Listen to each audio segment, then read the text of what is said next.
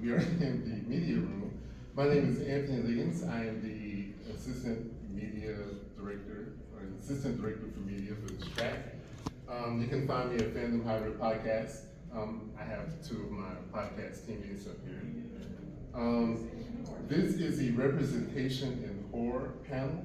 We are going to have an open, casual discussion about representation in horror movies, classic, modern, over time, how people feel about it, its impact on society in general.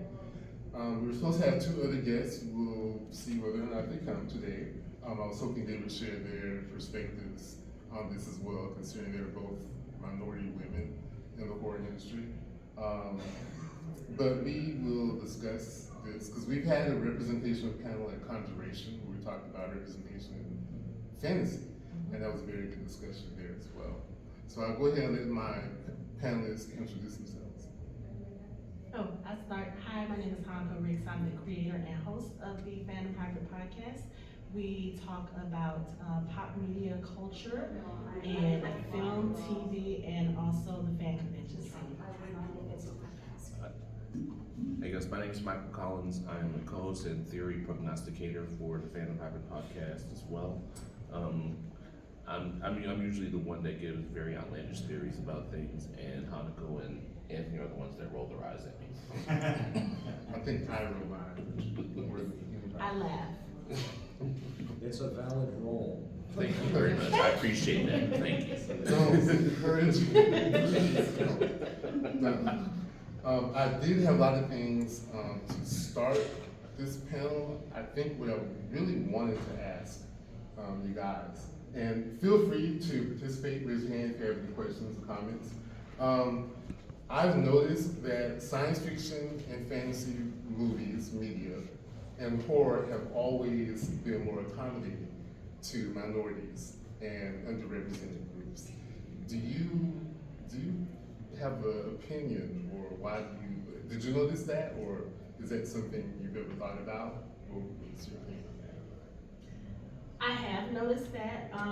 Just a general disclaimer: horror is not really my genre. I'm more a fantasy person and like into superhero stuff. But I have noticed that. But one of the things I also noticed, and I don't know if this is just from a perspective, like my dad was into science fiction a lot. He was a Trekkie when he was alive. So that's where I get a lot of my love for the genres.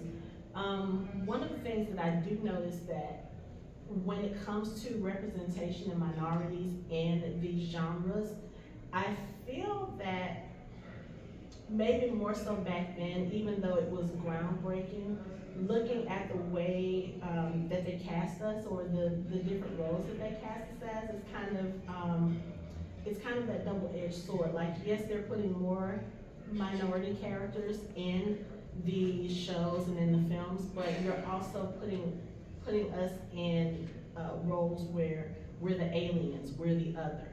And it's interesting because I'm actually taking a media culture class in school right now, and that's one of the things that we're discussing this week is that otherism. And that was a term I had not heard before I took this class, and it is the generalization of putting a specific group of people into a class other than the mainstream of what is in 2023 known as the cis white male type of role, where they are the majorities and the other characters are the minorities. It's like, yes, you're giving us the representation, but what are we representing? So I think it's gotten better, but that is one thing that I do notice when I look at some of the older stuff, in particular. Yeah, I think that there's a lot of the roles that early on that minorities were put in were kind of stereotypical. It's like the sassy black woman who's like, you ain't gonna get me, or the Mexican who speaks barely in English, who's a maid or like a servant, or someone who's just kind of a offshoot character that they can get rid of quickly. And it's like they're not really integral to the plot of the movie. So they basically just put them in there just to put them in there. But it's like then then during the period of blaxploitation, we started to make our own movies like Blackula and things of that nature, where we're actually the people who are in the forefront of the plot of the story, and that helped us come out a little bit more. But then it kind of went back around when Friday the 13th and Nightmare on Elm Street and things of that nature came out, because when they put people of color in there, they're usually one of the first people to be gotten rid of by the main character. So there again, people of color were just filler, not just black people, but Asian people and Hispanic people as well. They ended up being just offshoot characters where they're like, okay, you're there, now you're gone. But then it's like as time has progressed, you get more black people, Hispanic people who actually like it and have a talent for filmmaking, starting to make their own movies. And it's cyclical again, because now you got Jordan Peele, you have a lot of other filmmakers who are making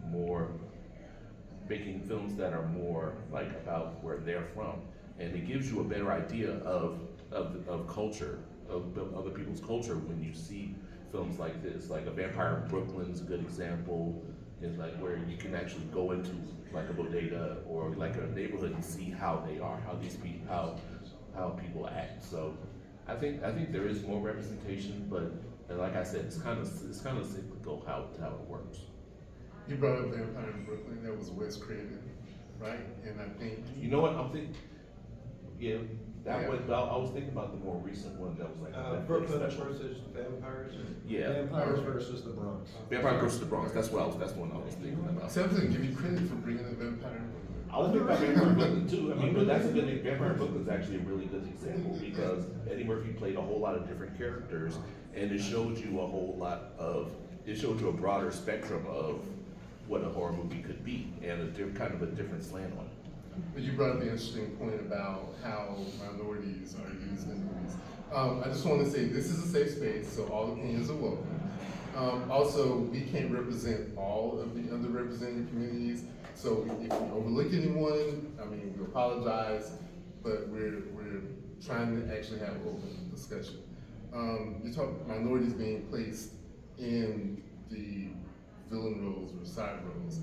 The first one that comes to mind for me is like my number one movie is Silence of the Lambs, where James Gunn is basically an underrepresented minority. He was, I guess he would be LGBTQ, because he was trying to become a woman, or be like a woman, and he was also a killer. So, you know, there's some scenes in there that are very problematic for his character. And I don't know the sensitivity of today. I don't know if that would be something that would happen. I think it would, but they would probably I don't know if they would handle it a little different. But I mean, he's basically on his way to transitioning to becoming trans. Like that's where his basic end goal is kind of headed. So I mean, you could do it today, but I'm not saying people would like it, but it's actually a realistic part of things that are happening that people are more open to coming out of, as far as who they are and who they want to be. So I think it'll still be handled basically the same way. Yeah, and you also brought up Blackula, which is a movie I was going to bring up, directed by a black man, William Kane, and starring William Marshall. Right. And actually, that was one of the highest grossing movies of the year that came out. And you would think that would open up doors and kind of change things, but it actually, I don't think it did as far as horror goes. Yes. Well, I mean, consider the case of Ganja and Hess a couple of years later. One of those things that was kind of trying to capitalize on that, but ended up being such a unique and such a hard sell in its own right, that it basically ended up getting chopped up into as many different versions as there were territories in the United States, and kind of fading into obscurity for a very long time, but in the meantime it sort of developed into a legitimate cult item.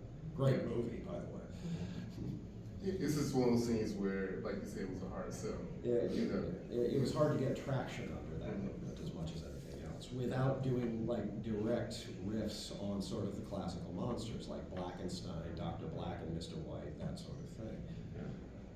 Yeah, and even before that, you had George Romero's Night of the Living Dead that had the first time you had African American male as a lead character, Dwayne Jones. as a hero. Yeah.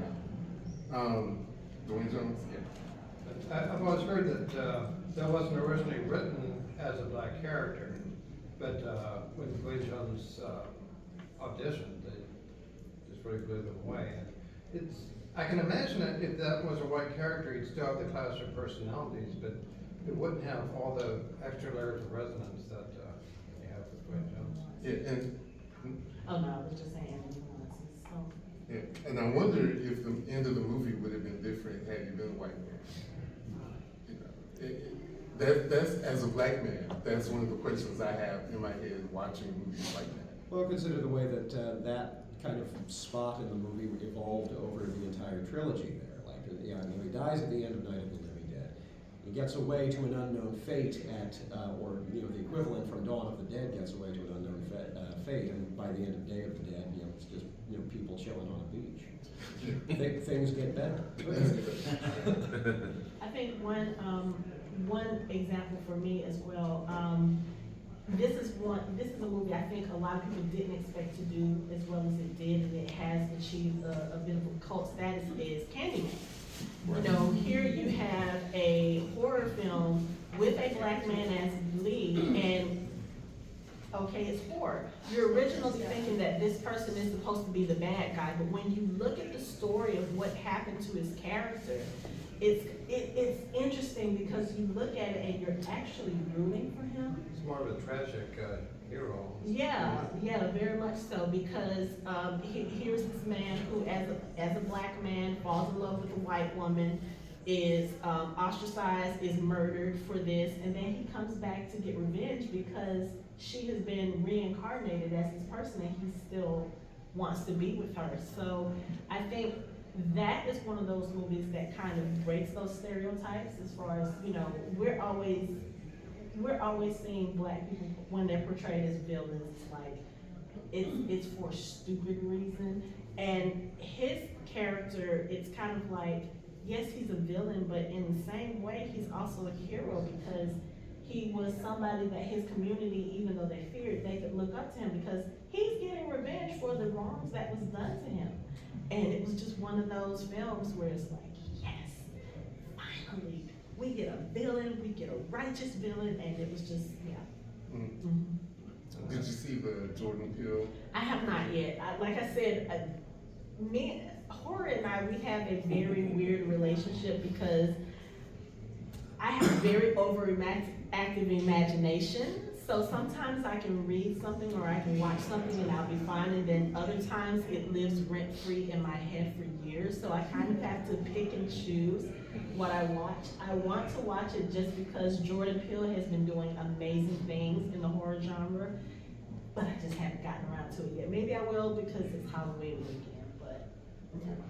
Yeah, because just like Jordan Peele is like his horror is just like it's landed so much towards reality that you're just like, oh god, that could really happen, couldn't it? So it's like you actually see it, then you see things out in reality, and you're like, oh, okay. Candyman is the same way as far as, you know, taking this this centuries old, you know, drama of a black man falling in love with a white woman or being involved with a white woman, and then the horrible things that happen in that sense. And you see those parallels in real life. Emmett Till is a perfect example of something, you know, that relating to that. But it's just interesting because a lot of times when you think about, like for me, when I think about horror, unless it's something that I know has actually taken place in real life and they're kind of adapting it for a story, I look at horror and think, oh, that can't happen. And with Candyman and with some of these other films, you can actually look at this and take the fantastical, take the supernatural elements out of that story. That is very much something that sadly can still happen in 2023. You know, yes, we've made a lot of progress about interracial relationships. I myself am the product of a black man and a Japanese woman marrying, but in 2023, you still have people who have this mindset that races can't be mixed, and it's just it is real life horror, and to see it reflected through media in that way it's discomforting, because again, Candyman took place, that movie came out in the 90s. Here we are 30 years later, and it's still something that you can look at right now and say, oh yeah, I heard a similar thing happen just last week or something. So I'm glad you brought that up because, I'm gonna steer the conversation a different way. Has everyone in here seen Get Out?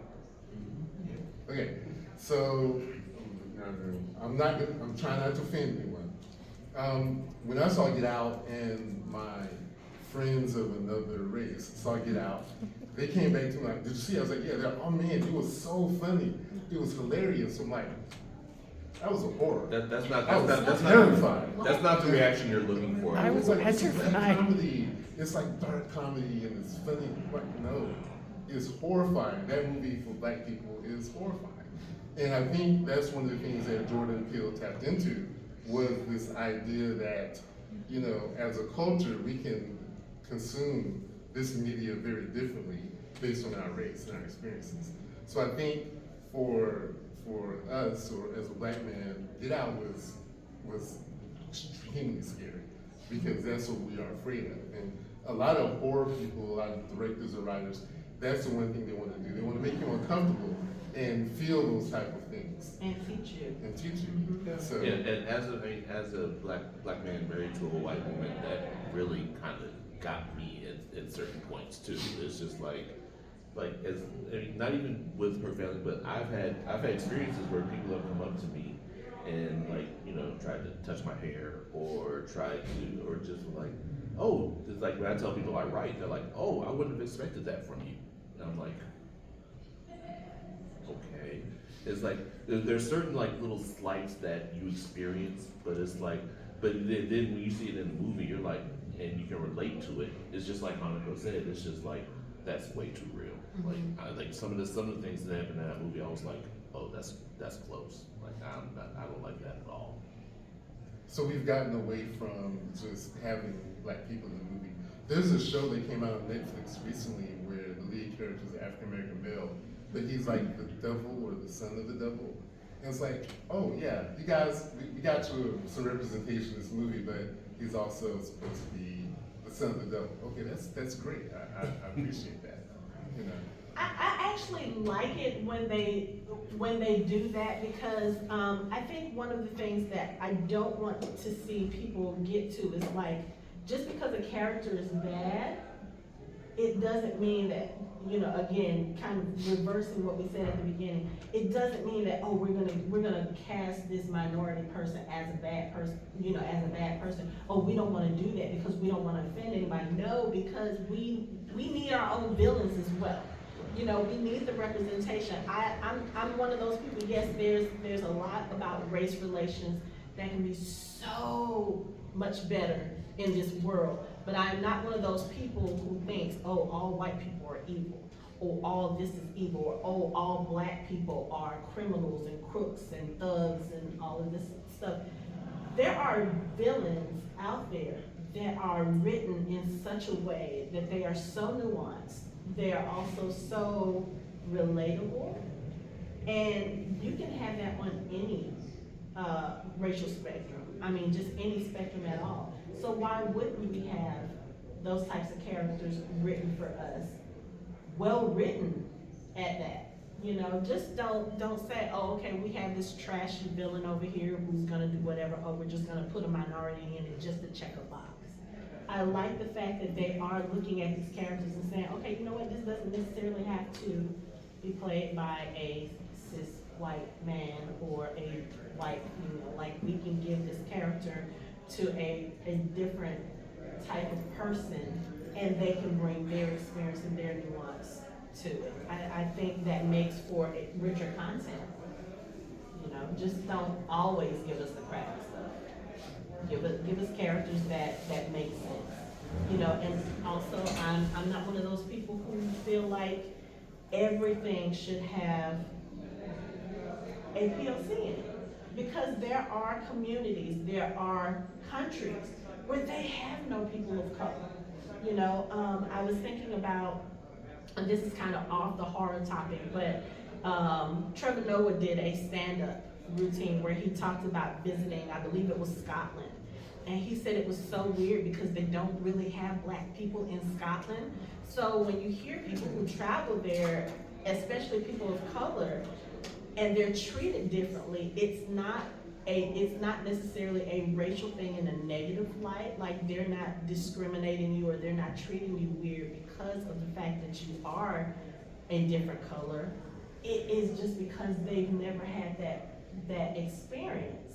So I think with media as well, we can't get into okay, let's go down here and let's check off the box, because then it starts to feel unauthentic. If I'm watching something and having a person of color make sense, okay, let's do it. But if it doesn't make sense, but you're trying to force the issue, it's not gonna feel authentic. It's gonna feel like you're just checking a box. A great example of a series that did that I felt did it very well is Netflix's The Fall of the House of Usher. Like you have this one family and you have all of these different children who all are biologically belonging to this one man, but they all look different because he had relationships with people of different races. And it was beautifully done. It wasn't anything that was, it wasn't focused on. Like, oh, how did you as a white man end up with a black child and end up with an Indian child? And it just wasn't the focus, but it still made sense for the story. And I feel like it enriched the story because you're looking at it from different perspectives instead of just them being these different things. But I think you're right. But I think what has happened is, I don't want to call it a collective trauma, but black people have been traumatized for decades. In a horror movie, the black person dies, like within the first 5 minutes. And that's something that it's taken decades to get past. So when you start casting black people in roles, in regular mainstream, drug dealers, thugs, gang members, that's gone on for decades. But when you put them in horror movies and you make them a villain, it sort of still feels the same way. And then if you just start putting minorities in horror movies, then it does seem like you're just checking the box. And it's just in actually any mainstream movie. Until you get to Fall of the House of Usher, which, yeah, it seemed like they just had auditions, everybody was open, and they cast whoever was good. And I don't feel like they did it intentionally. That's just how it happens. And that's sort of what you want. But then if you have an entire cast here in America, it's different in countries. You have an entire cast of white people and you have one black person. We're gonna talk about Pet Cemetery Bloodline. And Pam Grier's in there, right? Pam Grier's in there as a character. She's the only black character in the show. I know it's supposed to be, I forgot what it Yeah. Yeah, probably. It's Maine. in Ludlow, Maine. Yeah, I was gonna say Stephen King is probably Maine. But sometimes it did feel like she was just kind of in there to be in there, and I'm not saying they should make it a cultural thing, but that's just the feeling after all this trauma of having gone through this, watching these things happen. Yeah, and it's like no race is a monolith. It's like every race has different facets to it, and it's like in horror movies sometimes you get kind of narrowly fit into like what they think what a race should be. So it's like it's better. It's good to see like a diverse. I would love to see a movie where there's a Hispanic villain or there's a Hispanic villain that's not like a drug lord, or like an Asian villain who's not a ghost emperor, or like who does Not part of the Yakuza or something like that, yeah. It's just somebody who had some trauma and it affected them and they became a villain. And it's like, that's not really hard to write. It's like, it doesn't have to be, like, you don't have to feed into whatever kind of stereotype you think it should be. It's like, just write it, and if it happens to be a person of that race, then okay, cool. Then just make sure it's a good movie, and that's the whole thing too. It's like, you can try to fit everybody in there, but if it's not a good movie, it doesn't matter. Damien Bachir in Godzilla versus Kong. I haven't seen it. It is an interesting discussion because there's so many barriers. There's cultural bias, then individual bias, and then there's studio bias, because they're looking at what does the mass want, what's going to sell the most.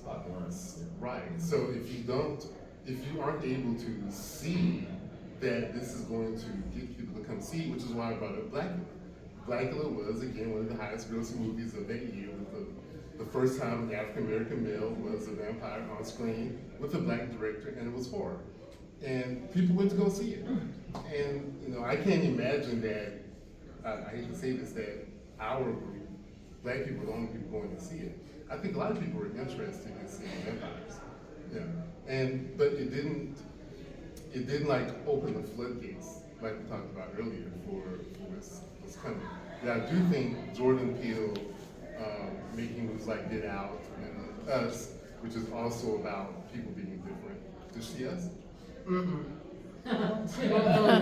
That trailer freaked me out, and I was like, I think I'm gonna watch it. And after I watched Get Out, I was like, okay, I think I can do Us. And I saw like a clip from the film, and I was like, nope, not yet. I'm not ready yet. I'm not ready yet. I'll get to it because again, I love what he's doing with that genre, but that one was We did a really good panel last year about Jordan Peele for Monsterama, so if you go to the YouTube page, you can watch it. We touched on a lot of this in that as well. I think Jordan Peele has taken the social aspect of our trauma and turned it into horror, which I'm not against because it is kind of scary to me. Even with Candyman, I don't want to say it's exploitative, but it does play on this real trauma of interracial relationships and what can happen when it happens. A lot of times with horror, that is what you want to feel. A lot of people that's writing horror, they put their own trauma experiences into it. And if they're not experiencing that, that's not going to be what we see. Anyone have anything?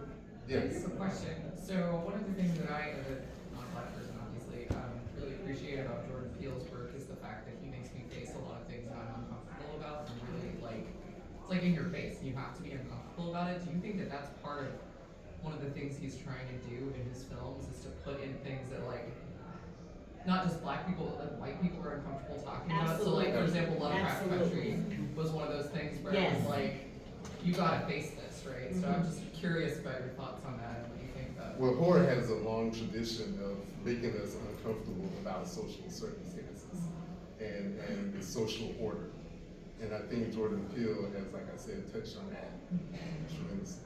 Yeah, I think it is intentional because even just listening to the commentary of people after they've watched these things, and Lovecraft Country was a perfect example.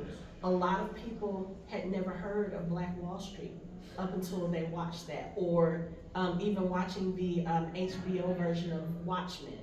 They had never heard of these atrocities, and it's kind of like, how could something like this happen and we don't know about it? And then you have the other spectrum where people are like, oh, this is imagined. What? So yeah, I think it's very intentional that he's using his platform to educate.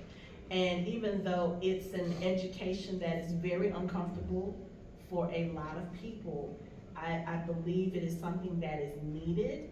And I hope that more directors and more writers continue doing it until it's not the norm, until it's not novelty, yes.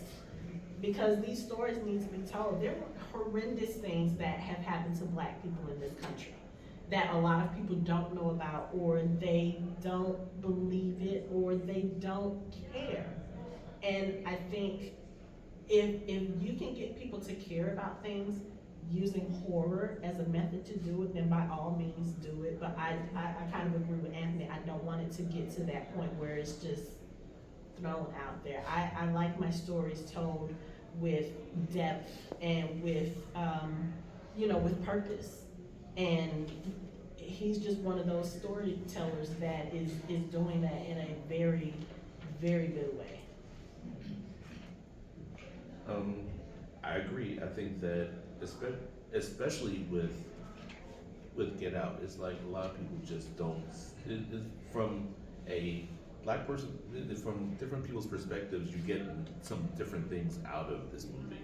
So you kind of have to look at, like I said, since I'm in an interracial marriage, it's like I saw a lot of things that were really like I recognized, and even from working in Marietta and in Cobb County, it's like as a waiter, it's like I've seen a lot of people like they've said the things that they say and the way that they say it is just like they don't think I get what they're saying, but I actually get what they're saying, but I can't do anything because I'm doing my job and I have to be courteous. This is customer service, so it's like you say certain things and you're like, okay, have a nice day. Then when they leave, you kind of grit your teeth and go on to the next thing. So it's just like people walking up and judging you just on certain things is just it's bad, and some people don't realize they do it, and that's another thing about it's like people they'll say things that they've heard and they don't recognize that it's something that is not necessarily offensive, but just not something that you would say to someone who is like saying someone's well read. Like some people, like if you say that to a black person, it's just like you just don't. It has a very negative connotation, and someone who's white or another race might not realize what it is, because a lot of people think that we'll see someone, even with Hispanic people who speak sometimes 3-4 languages, like they say, oh wow, you speak very well, and it's like you kind of downplay the fact that they're really smart and learning someone else's culture, and it's like that's the whole thing with that too. Yeah. It's covered like 8 big things. But in Nope, which I know Hanako you haven't seen yet. It's like I've seen you guys you were talking about kind of when it fits the story versus checking boxes or feeling like that. And people complain so much online about it feels forced. There's a character who's a child actor who's grown up in a cowboy hat. He's running his own show, and they cast Glenn from Walking Dead, Stephen Yeun. And I don't know. I guess from my perspective, I might have been on one side, but after hearing how angry the internet gets sometimes and they sound terrible, I flipped to the other side where I'm like, Jordan Peele goes through the script and he just says, why couldn't this character be a non-white character? Who could I put in there or something like that? And I feel like if people are this angry online, if they just see a little bit of rainbow stuff going on, maybe it breaks them down over time and it's not as upsetting later. But I want to know if you guys had an opinion about casting Stephen Yeun in that part, if that was like forced, or if it, I mean, it's just, the whole movie was so strange that I couldn't be distracted by the Korean man in the cowboy hat. You know me, I'm a Walking Dead head. Yes, Glenn, you're just happy it's Glenn. I absolutely love his casting, and I was confused when I first heard he was cast, because I was like, what role is he gonna play in this movie? But again, we had no idea what the concept of Nope was going to be, like literally until I sat in the seat and watched this on the screen, and I was just like, oh wait, this is like, there's so much to unpack here. As far as casting him as an Asian man in this story, I think it's interesting because, as I stated, I'm biracial. I'm Japanese and black, and I kind of feel like Asian communities and African American communities are kind of, they have this weird brotherhood when it comes to being ostracized, or when it comes to being, the outsiders. seeing him in that role didn't throw me off at all. Because again, if you look at the background for that particular show, you know, it was a show about this family, and he was the Asian child, and they were taking care of a chimp. So, story writers have this thing about where Asian people are fetishized, and you know, we're exotic, and we're the novelty. And I kind of feel like, in a sense, that's what it was, or that's what it was supposed to portray for that audience of that TV show. Was like, oh, here's something different. This is something we haven't seen before, because again, this takes place like 20, 30 years prior to the actual timeline for Nope. So back then in TV, I mean, if you think about it, like going back to mainstream TV, In the Heat of the Night, you know, having these two characters from vastly different backgrounds. One is literally a bigot, and he has to work with this black man. It was kind of the, I don't want to say niche, but you get what I'm saying. It was kind of like one of those things where, oh, we're gonna try this now.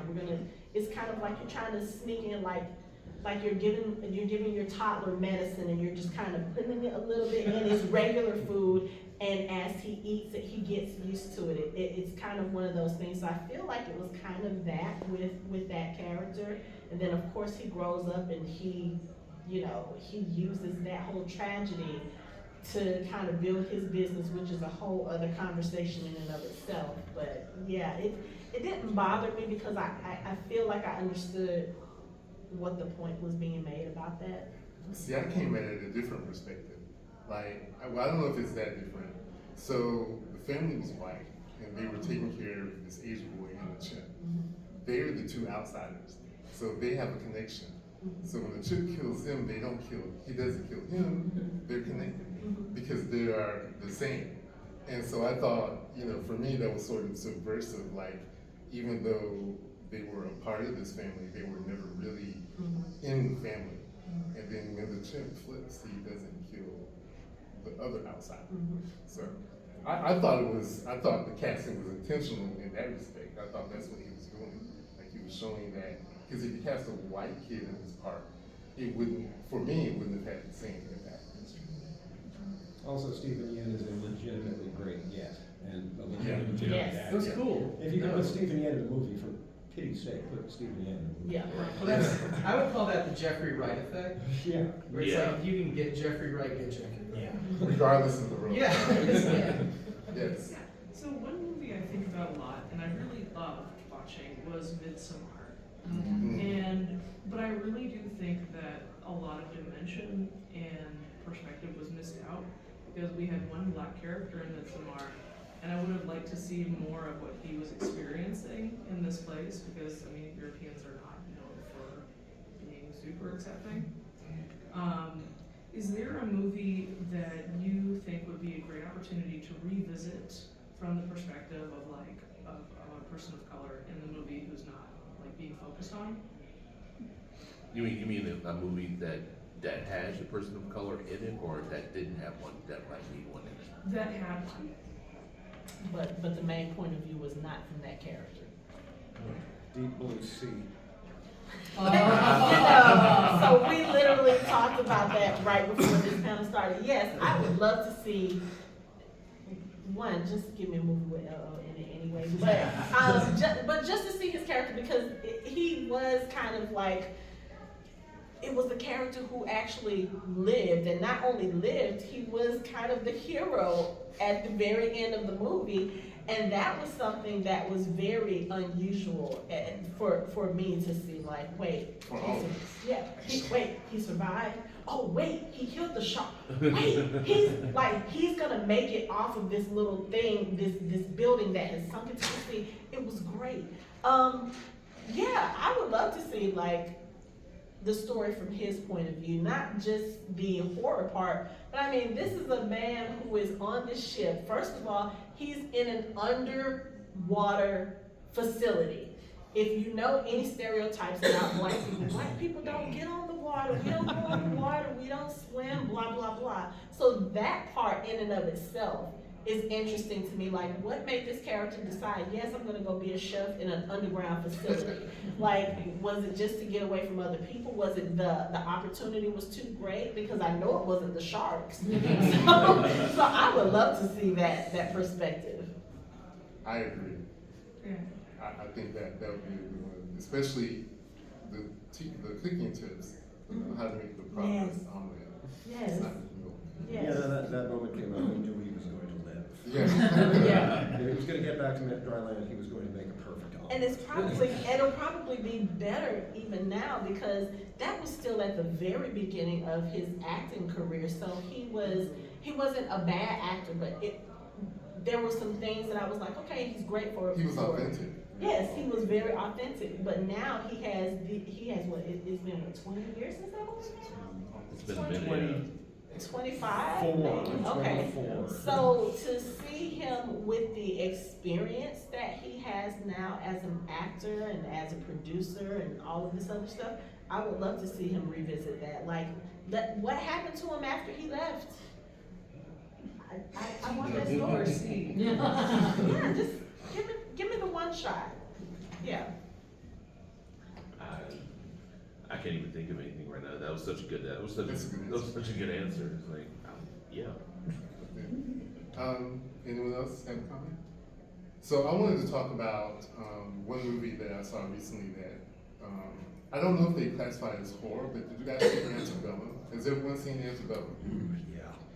Yeah. I heard a ooh yeah. Whoa. If anything is going to scare us, especially as minorities, or even if you read the book Kindred, it's not so much in the movie, but even for her husband in the book to be transported back to slave time, it was very traumatizing for him as well. So that is in Antebellum, she thinks it's like Kindred. She thinks she's being teleported back to slavery times, but she's actually being kidnapped and taken to, it's sort of like The Village. Yeah, Oh, there's a okay. community where they're living in like a reconstruction, not reconstructed, but what do they call those things? Reenactor. Reenactments, Civil War reenactment, and they're reenacting a plantation. And they kidnap affluent black people and take them to this place and treat them like slaves. And it's very scary and very traumatizing. So, what do you think of horror like that? Like, would you consider that horror? Absolutely. I mean, how could you not? But I mean, there was, so again, I'm a huge Walking Dead fan, and they had a spin-off series called Tales of the Walking Dead, and it was basically like an anthology series. And one of the episodes that they had was something of a similar nature. You have a black character played by Jesse T. Usher, and he finds this community after, you know, the zombie apocalypse, and everyone is kind of like banding together trying to find community or a sense of community. He finds this community, and it's almost like one of the old time, I don't know if I want to say like a Quaker community, but again, he's the only black person in it. And then the way the episode starts out is that there's a white woman on the ground dead that he obviously killed, but he doesn't remember what led up to that point. But when you start going through the backstory of his character, like he stumbles upon this community, two sisters take him in, they take care of him, he becomes like part of the family, he kind of sort of starts falling for one of the women, and then everything just goes batshit crazy. So it kind of reminds me of that, because what we find out is happening is that there are children who are disappearing in this village, and of course, because he's the new person and he's the black man, he's the one that's accused of killing these children, and it turns out it was the nephew of the woman he had fallen in love with, who basically was like, oh, you're a stranger and you're different from us, so I'm gonna do this and I'm gonna pin it on you. So yeah, that's very much a trope that I feel like is horrible, because it's one of those things where, as a black person, you know, we do have jokes within our own community. It's like, if you're in a zombie apocalypse and you're a black person and you're on your own and you see this neighborhood and it's all white people and they all, if there's religion involved, organized religion, no, absolutely not. And that was also the case with this story. But it's just one of those things where there's so many things that, for me personally, would be a real life horror story if I found myself in that. I have no problem being in a group of all white people, none. But when you start adding religion and you start adding like that very, I can't think of the word, but it's like that very strict focus on religion and on the scriptures and on like the very literal sense. That is terrifying to me because I once was part of a church that could be considered a cult. So I know what that behavior looks like. Seeing that, yeah, that's horror to me. And then of course, you don't have any sense of community in this particular neighborhood because even though these people have taken you in, you're still an outsider. You still showed up 10 years after the fact. You're still the only person who looks like you. So when things start to fall apart, you have nobody to fall back on. You have no support. You have no one to say, hey, I didn't do this, and they will automatically believe you. So yeah, that's horror on a grand scale for me. Here's a good time to plug. We're gonna talk about religion and horror tomorrow morning at 10 o'clock. She's gonna be on the panel. She's gonna tell us all about the cult. Yeah, I think Antebellum could have also been titled Nope, because, Nope, part 2. exactly, yeah. I mean, that's like, because there's actually like, in the African American community, a lot of people say, man, you could, back in slave time, I would have beat Master Jack. And you're like, no, you wouldn't have. No, sir. It's like, because they say it all the time, it's like, man, I would have beat him in jail, I would have taken that whip out of his hand. And like, you don't realize the mental thing, the mental like tragedy that these people were under. Mm-hmm. It's like being snatched from your homeland, transported in a boat for days, smashed together, then run out like cattle, sold, chained, and beaten until you submit. And that's the whole thing that they don't realize. It's like these people, the people that were slaves, were beaten into submission. It's like if your master told you to do something and you said no, you got beat. And it's not like you could just say no and walk off and find another job. Like no. You're here. You're gonna do what I say, and I'm gonna beat you until you do what I say. So it's like that in and of itself, when you think about it, is just horrifying. Like nobody would want to go through that. So that's the whole thing. Is like I'm surprised there aren't more antebellum horror movies about this. It's like, because I mean, I personally want to watch it because that's just too much. Yeah. But I'm surprised more people haven't tried to put more movies out about that. But there's been another one since then, I think. Yeah, I think it'd be Alice or. Alice. Yeah, but it's like, I mean, I'm just saying that that's just especially for African Americans, that's just a horrifying thought. The interesting thing about Get Out and Antebellum is that if people see these movies, you can see why black people and white people have this shared trauma and why this is such a terrible thing that happens to us.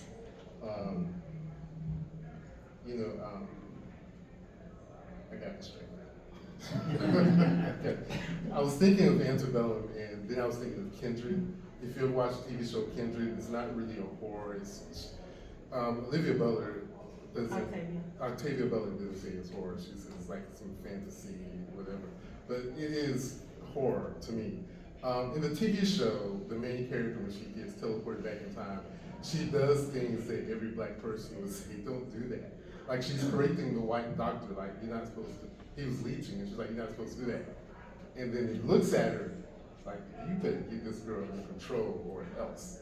And she didn't understand the situation she was in. And like, had she not ever heard of these things? In Antebellum, she kind of knew once she realized where she was, okay, I gotta get out of here because this is gonna go terrible for me real quick because this is not the life that she was used to. So she had to get out. Anyone else have anything? Yes, ma'am. So we've talked about Octavia Butler and Kindred. Her other work books, Parable of Sower and Parable of Talents are coming back in popularity because of the state of things. Do you think that there's a future in like someone making a movie out of that, those two books in the horror? I mean, I feel like it would be the horror genre, but I don't know. After the tragedy in horror that was a TV show, No. no. If it happens, it's gonna have to be someone independent or someone with enough clout like Jordan Peele. But right now, that show was so bad, and the reaction from her fans was so terrible that I doubt if it ever. I would be surprised if they ever do those into movies. This one should have been a movie, but do not, guys, don't watch Kendrick. I'm not gonna tell you where it is, but don't watch it. Read the book. Read the book. Anyone else? Well, I was gonna throw out there, you were talking early on about independent films is a big place where you'll see a lot of underrepresented actors get inserted, get some work. And obviously with the recent SAG strikes and so forth, right? That's important representation because there are a lot of minority actors that just want to work. Right. And when they do work, they get seen by the next generation represented on the screen, which is important for our evolution and for where we are now, and we need more of that. So I think of Rob Zombie and his horror movies, always minorities in there as well. The X and Pearl, universe or whatever now too. There any things that new kind of current horror that you're watching that you think because they're not like forced in there. They're like everyday, real, like the world we see every day. A movie that came out earlier, either this year or last year, was The Blackening. Yeah. Which is a brilliant movie. I'm not a slasher fan, and I'm not a fan of lowbrow comedy, or lowbrow horror, but it is excellent. The Blackening, if you haven't seen it, is an awesome movie. It's a black cast, black director, I think. Yeah. And it's just really good. All of the tropes that you know about horror are in this movie. Like, it's literally a slasher film. What about They Clone Tyrone? Yeah. Yeah. Like that movie was just, now see, that's a movie that really was like, is about realism. It's like, okay, I'm going to get, feeding on stereotypes and then putting mind control in it is just like, that's just crazy. Yeah. And The Blackening is full of stereotypes, but they make fun of them. Yeah. It's good enough. Going back to another topic, I just thought about another horror movie where a black character actually lives to the end. I don't know why, during the pandemic, this movie just kept coming to my mind, and it was one of my favorites back in the 90s, People Under the Stairs. Yeah. I just thought about that. I was like, wait, that kid lived through the whole movie. And I think there was one other black character that got, if he didn't get all the way to the end, I think he got very close to the end. But that was one of those movies that terrified me, because I was like, people actually do this kind of thing? Yeah. But yeah. Well, Wes Craven always had a very sort of deep-seated but very solid social conscience Yeah. in his work in its own right. Yeah. You were talking about Vampire in Brooklyn earlier. Yeah, I really like Vampire in Brooklyn. I went to It's underrated. It's very underrated. Eddie Murphy's performance in that movie is really good. And you can see that Wes Craven actually cares about, how things are and whatnot. Because even when they did Blackula, William Marshall made them change the character's name from, I think it was like Andrew Brown, and made him an African prince who was turned into a vampire by Dracula in 1780. Don't ask me how I know that. But it's very interesting because he actually was interested in creating a background that made sense for the character. And I think over time, a lot of people have gotten away from the backgrounds in characters. Like, I would like to know Ella Pooji's character's background in Big C. Was he a Navy chef who, was trained, or was he a class? How? Like, how are you here? We have 5 more minutes left. I would like to open the floor for anyone if they have any questions, comments, Any enlightening moments from this panel? I have a question, maybe Yes. an opinion of something. I know that you've seen Meg and Meg 2, and it's very integrated with Chinese theater, movies and stuff like that. I'm wondering if, like, to me, it comes off very, like, money grabby that they're doing that because China's another huge market, but it also, the characters are great and they're diverse, so I wondered what y'all's opinion was of that, because I really liked them. The thing I liked about Meg is the black character from Meg. Yeah, I really liked Yeah, him too. Page Kennedy, yeah. Huh? The black guy, right? Yeah, he learned his lesson on how to swim, which was the trope for us. I haven't seen it, but since you're mentioning like foreign films as far as horror, one that I think was just like so over the top, but it was so good was Train to Busan. Oh, that's amazing. Loved it. Oh, yeah. It's Loved it. amazing. And I think they're doing a sequel to that, so. Well, there was a sequel, called the Peninsula, but, Yeah. No, they're doing an American remake of Train to Busan. I have no idea how that's going to work. You know, I don't I think you can just- pull that off in like the New York City subway system or something like that. no, because the whole underground thing will automatically just render everyone dead. There are just some things, like, I understand we wanna have our own version, but yeah, we don't have to Americanize everything. No, at the same time, but from a financial standpoint, I think the trope of the helpful Chinese, particularly the helpful Chinese government, has been a thing since about Iron Man 3 or thereabouts. It was very prominent in The Martian. It's Yeah. in its own way, you gotta figure at some level it's greasing the wheel of international relations. Yeah, and you know, like I said, I definitely like it. I also like Bullet Train, which is not a horror movie, Oh but my it was God, a but collaborative yes. thing, and it was great. But you know, I'm in the back of my mind is going, are we only gonna get these diverse casts and more mixed casts if it's super capitalistic? And is that a good thing? It makes me very mixed feelings about it. That's an appropriate Yeah. response.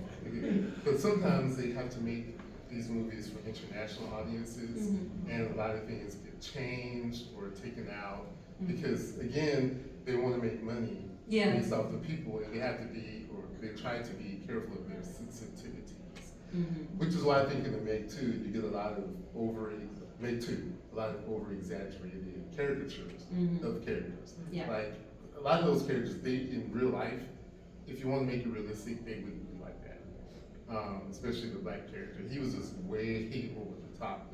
He was fun, but that's not an accurate depiction of someone in that position. But it's something that an international audience can consume because that's what they always have been led to believe about black men in this country. Big guns, you know, fighting and all that stuff, which you just have to be okay with.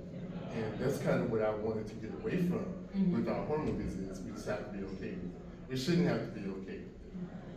Everything should be like the Fall of House of Usher. Everybody should be able to be cast in any role at any time, regardless of their sex, race, or whatever.